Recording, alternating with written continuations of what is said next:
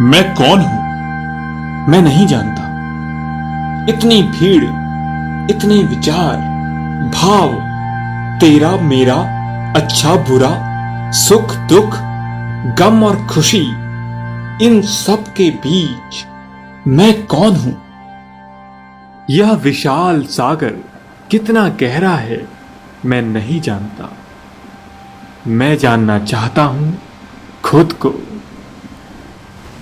क्या मैं अपनी दुनिया में ही खोया हुआ भीड़ का एक हिस्सा हूं, जो सुबह का सूरज देखकर खिल उठता हूं और रात के अंधेरे में भटक जाता हूं? पर मैं किसी भीड़ में खोना नहीं चाहता।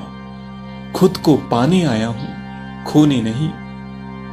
अपने ही मन को जंजीरों में जकड़कर, चार दीवारी में कैद कर चिड़ियाघर का तमाशा नहीं बनना मुझे। क्योंकि यह दुनिया सिर्फ मुझे गिराना चाहती है, या इसे अखाड़ा मान लूं जहां हम खुद को मजबूत बनाने आए हैं, जैसा विवेकानंद ने कहा था। क्या कमजोरी की चादर ओढ़कर बैठ जाऊं किसी कोने में, क्योंकि डर की ठंड से खुद को बचाना होगा? या फिर धारणा करूं लोहे की मांसपेशियां और फौलादी नाड़ियां, जिनकी बात विवेकानंद ने की? क्या मौत का इंतजार करूं मौत से ही डरते डरते, क्योंकि वही जीवन का लक्ष्य है? क्या शहीद भगत सिंह की तरह लक्ष्य निर्धारित कर मौत को भी जीत लूं? कहना सब आसान होता है, बताने वाले भी बहुत मिल जाते हैं, पर करने की बात आती है तो अबोध हो जाते हैं हम। कुछ समझ नहीं आता। फिर खुद को कोसना और हार जाना, रोना, गिर जाना, टूट जाना। पर एक बात है, जब कोई इतिहास में कर पाया है तो मुमकिन तो है। इतने शहीद हो गए मेरे आजाद और सुखद जीवन के लिए, तो मैं भी कर सकता हूं। कौन रोकेगा?